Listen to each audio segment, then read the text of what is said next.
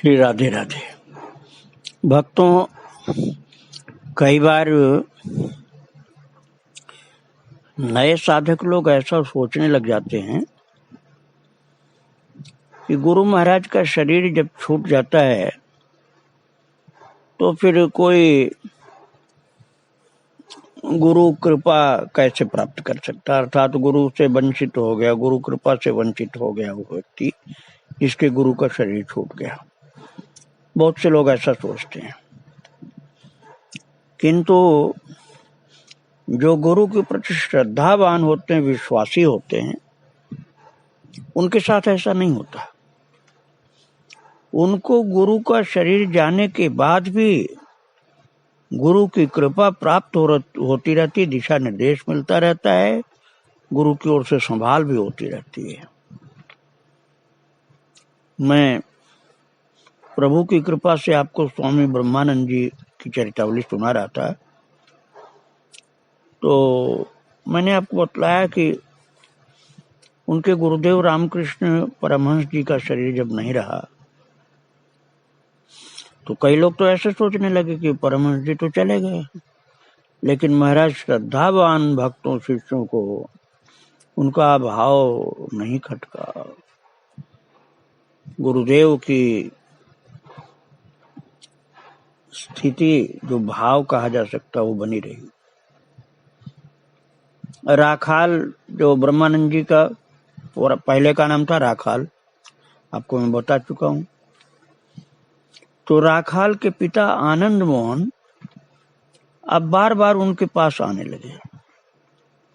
उनकी धारणा थी कि रामकृष्ण के अंतर्धान के पश्चात राखाल के लिए त्यागी जीवन में कोई बड़ा आकर्षण न रहेगा, उसकी मानसिक दशा में धीरे धीरे परिवर्तन होगा और वो घर लौट आएगा। पर एक दिन राखाल ने उनसे स्पष्ट कहा, आप क्यों बार बार कष्ट करके यहाँ आते हैं? मैं तो यहाँ आनंद से हूँ, कृपा कर आशीर्वाद दें जिससे आप मुझे बिल्कुल भूल जाएं और मैं आप लोगों को। भक्तों, ये विरक्त संत की बात की जा रही है। परिवार के लोगों के लिए मैं बात आपको नहीं सुना रहा हूँ, ये विरक्त लोगों की बात है कि वो परिवार के लोगों से आसक्ति बंधन से मुक्त होकर के सारे समाज के लिए, सारे विश्व के लिए, भगवान के लिए अपने हो जाते हैं। केवल परिवार के सीमित दायरे में वो नहीं रह जाते हैं। और ये ब्रह्मानंद जी एक विरक्त संत थे, इसलिए उनको ऐसा ही होना था जैसा मैं आपको बता रहा हूँ। तो आनंद मोहन समझ गए, उनके जो शरीर के पिता थे वो समझ गए कि अब राखाल घर लौटने का नहीं, क्योंकि अब वो उनका रहा ही नहीं। उन्हें ये पहले ही समझ लेना चाहिए था कि राखाल तो दो पिताओं का पुत्र कैसे हो सकता है। वो जब रामकृष्ण का हो गया तो उनका कैसे रह सकता है। रामकृष्ण एक महान महापुरुष थे, परम गुरु थे, उच्च कोटि के संत थे। वो महाराज जिसको अपना पुत्र मान लिए तो संसार में वो किसी का पुत्र कैसे रह सकता। वो रामकृष्ण के साथ तो उसका संबंध नित्य था, उनके साथ संबंध सामयिक था, ये भी तो अंतर था। रामकृष्ण का उसके प्रति वात्सल्य निस्वार्थ और भवबंधन से मुक्त करने वाला था। उनके साथ उसका संबंध भवबंधन को दृढ़तर करने वाला था। महाराज 1887 में, अभी परमहंस जी तो 1886 में शरीर छोड़ गए थे, और 1887 में नरेंद्र के नेतृत्व में सब गुरु भाइयों ने विरजा होम संपन्न कर संन्यास लिया। राखाल ने भी संन्यास ले लिया, नाम हुआ ब्रह्मानंद। पर ब्रह्मानंद का आनंद तो रामकृष्ण के तिरोभाव के पश्चात तिरोहित हो चुका था। रामकृष्ण का विरह उन्हें निरंतर विषादग्रस्त किए रहता था। विरह ज्वाला को शांत करने और निभृत भजन के अनुकूल किसी स्थान में बैठकर जप ध्यान में खो जाने के उद्देश्य से वह निकल पड़े तीर्थ पर्यटन के लिए। महाराज, उत्तर और मध्य भारत के बहुत से पवित्र स्थानों में भ्रमण करते हुए वे नर्मदा तट पर ओंकारनाथ में पहुंचे। ओंकारनाथ तीर्थ प्रसिद्ध है। और उनके साथ थे उनके गुरु भाई सुबोधानंद। और यहाँ का आकाश, यहाँ की जलवायु, पवित्र नदी का किनारा, ये उनके भजन के अनुकूल लगा उनको। वे एक स्थानीय मठ में ठहर गए। एक दिन ब्रह्मानंद नदी तीर पर एक वृक्ष के नीचे ध्यान करने लगे तो समाधिस्थ हो गए और लगातार 6 दिन तक बैठे रहे। महाराज, उस 6 दिन तक उनके शरीर की देखभाल सुबोधानंद ने किया। कुछ दिन नर्मदा तट पर भजन करने के पश्चात ब्रह्मानंद गोदावरी तीर पर रामचंद्र भगवान की लीलास्थली दंडकारण्य पहुंचे। और उनके दिव्य दर्शन का द्वार तो रामकृष्ण पहले ही खोल चुके थे। तो वे भगवान की जिस लीला स्थली में भी जाते हैं, उससे संबंधित ठाकुर या उनकी लीला के दर्शन उन्हें सहज ही हो जाते थे। और दंडकारण्य के अंतर्गत पंपा सरोवर के निकट एक दिन उन्हें राम जानकी के दर्शन हुए। ब्रह्मानंद जी को ये गुरु कृपा से हो रहा था भक्तों। तब जय सीताराम की ध्वनि करते हुए वो महाराज बाह्य ज्ञान बिल्कुल खो बैठे, एकदम समाधिस्थ हो गए। और चेतना जब बाहर की आई तो बहुत देर तक भाव विह्वल अवस्था में उनके कंठ से राम नाम की ध्वनि होती रही। फिर तीर्थ यात्रा के लिए चले। द्वारका, गिरनार, पुष्कर, ये सब तीर्थों में ब्रह्मानंद अपने सर्वाधिक प्रिय धाम फिर वृंदावन भी पहुंच गए। इन तीर्थों में तो गए जो मैंने बताया आपको, द्वारका, गिरनार, पुष्कर आदि, ये सब जगह कुछ दिन रुकते रुकते फिर अपने ठाकुर जी के श्री वृंदावन धाम में आ गए यहाँ पर। और यहाँ आकर के ब्रजभाव में इतना डूब गए कि उन्हें खाने पीने की भी सुध नहीं रहती थी। कई कई दिन तक सुबोधानंद भिक्षाटन करके जो आहार लाकर उनके सामने रखते, वो रखा ही रह जाता, उसे स्पर्श भी नहीं करते। इसी बीच उन्हें बीमारी हो गई, इन्फ्लुएंजा हो गया। और उस समय श्री विजय कृष्ण गोस्वामी जी वृंदावन में रहते थे। उनके द्वारा प्रदत्त औषधि से फिर वो ठीक हो गए, क्योंकि विजय कृष्ण गोस्वामी एक सिद्ध पुरुष थे। औषधि का तो एक बहाना था, औषधि दिया और ठीक हो गए, और आशीर्वाद था उनका वो तो। और कुछ दिन बाद सुबोधानंद उत्तराखंड चले गए। वो ब्रह्मानंद कुसुम सरोवर के एकांत परिवेश में भजन के आवेश में दिन व्यतीत करने लगे। महाराज, कुसुम सरोवर जो है ये गिरिराज जी की तलहटी में है, बहुत सुंदर है। वहां रहने लगे। और ब्रह्मानंद जी को कुसुम सरोवर गिरिराज जी की तलहटी बहुत अच्छा लगा।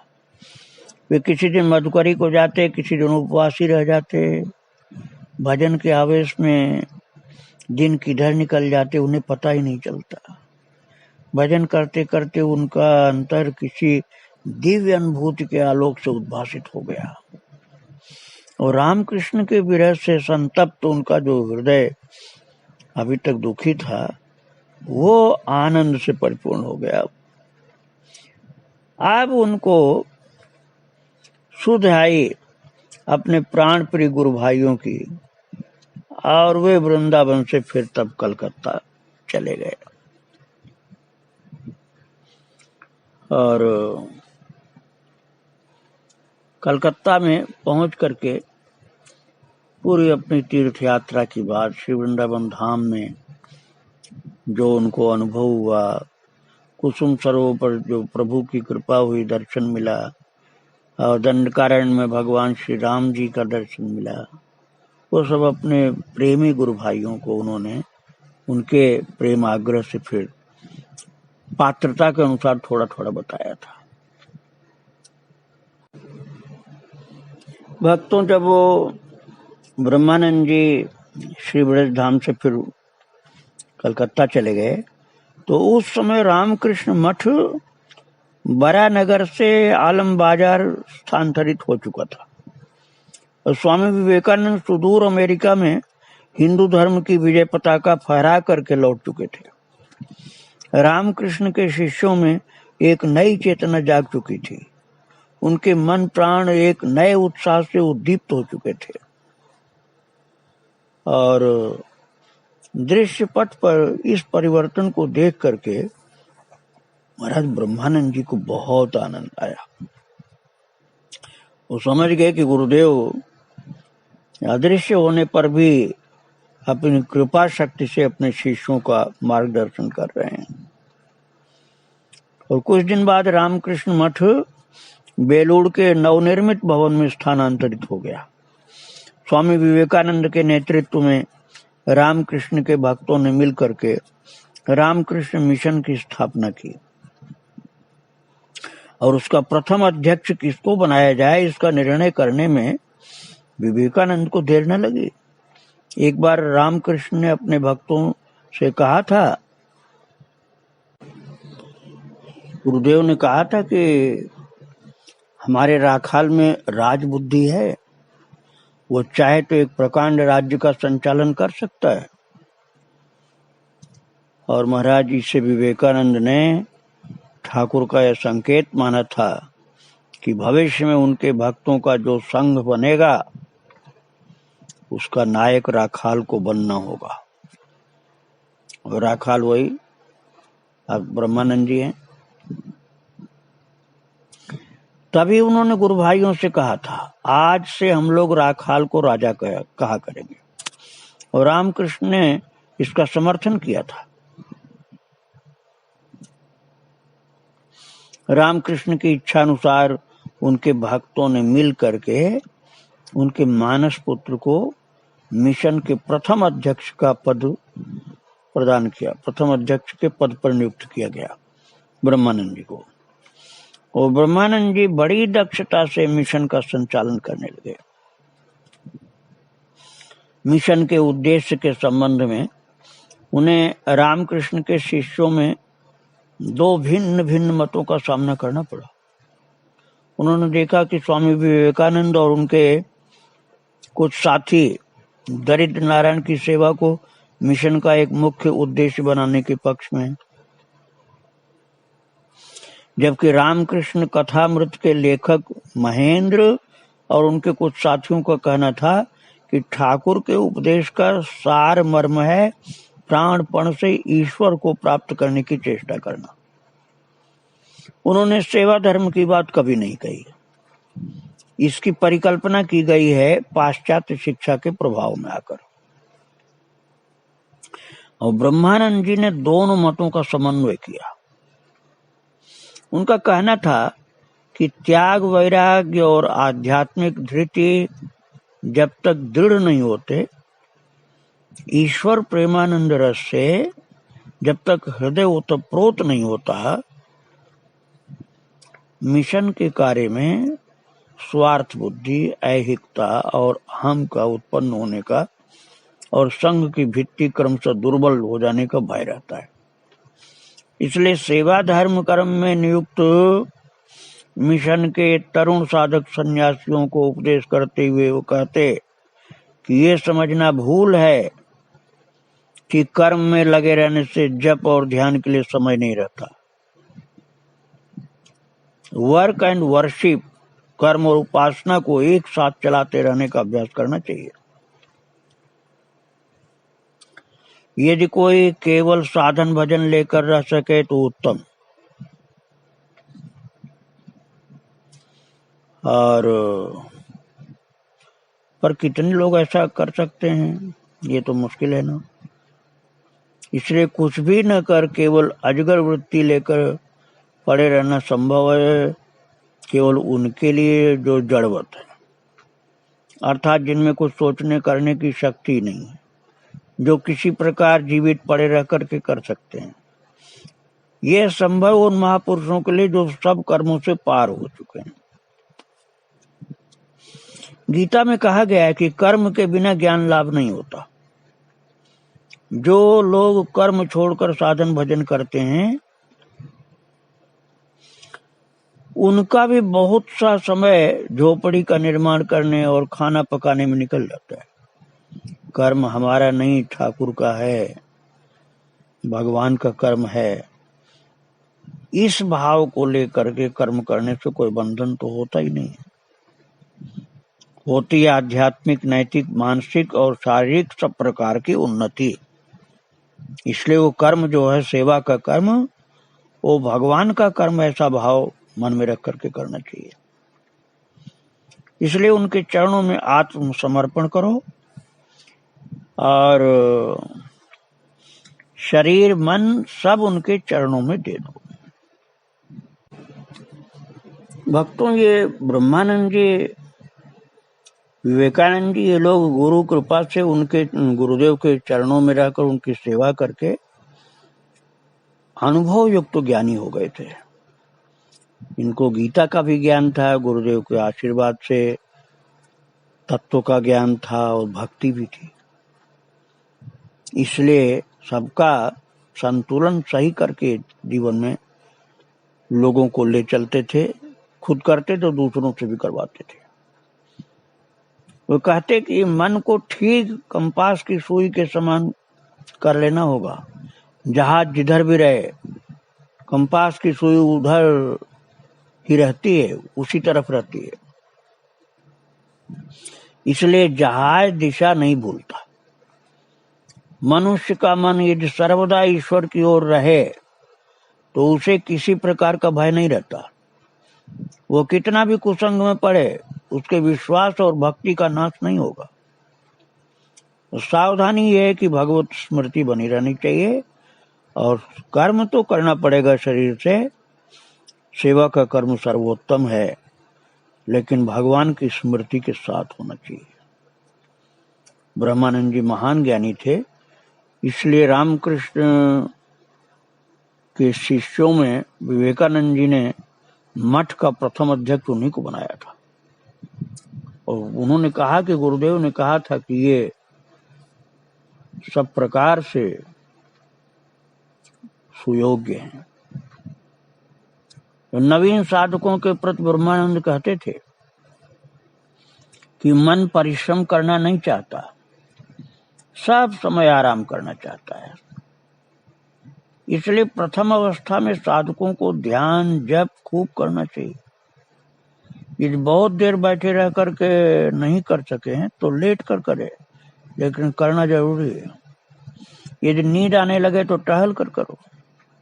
इस प्रकार मन से लड़ाई करके मन को बस में करने का नाम ही साधन है। मन को खुली छूट नहीं देनी, मन के ऊपर शासन करना है। वे कहते कि खूब जप करो बाबा, खूब जप करो। कल में जप ही सहज उपाय है। इस युग में योग याग करना बहुत कठिन है। जप करते करते मन स्थिर होकर के इष्ट में लग जाएगा। और जप करते समय इष्ट की मूर्ति का चिंतन करना चाहिए। इससे जप ध्यान दोनों एक साथ होते हैं। इस प्रकार का जप शीघ्र फल देता है। महान पुरुष थे वो सब लोगों को, गुरु भाइयों को, संतों को सेवा में भी लगाते थे और कहते थे सेवा करते हुए जप करते रहो। जप अलग समय पर भी करो, सेवा के समय भी करो। न सेवा छोड़नी है न भजन छोड़ना है, दोनों एक साथ करना है, दोनों को संभालना है। ऐसा अनुभव युक्त ज्ञान था इनका। गुरु की कृपा थी, खुद का भी अनुभव था और यही उन्होंने महाराज रामकृष्ण के मठ में साधकों को सिखाया और आज भी सिखाया जाता है। और बहुत अच्छे अच्छे संत इनके यहाँ होते आए हैं, अभी भी हैं। आगे इनका चरित्र मैं फिर आपको सुनाऊंगा। आज यहीं मैं इनके चरणों में प्रणाम करके यहीं पर विराम दे रहा हूँ। श्री राधे राधे, जय श्री राधे।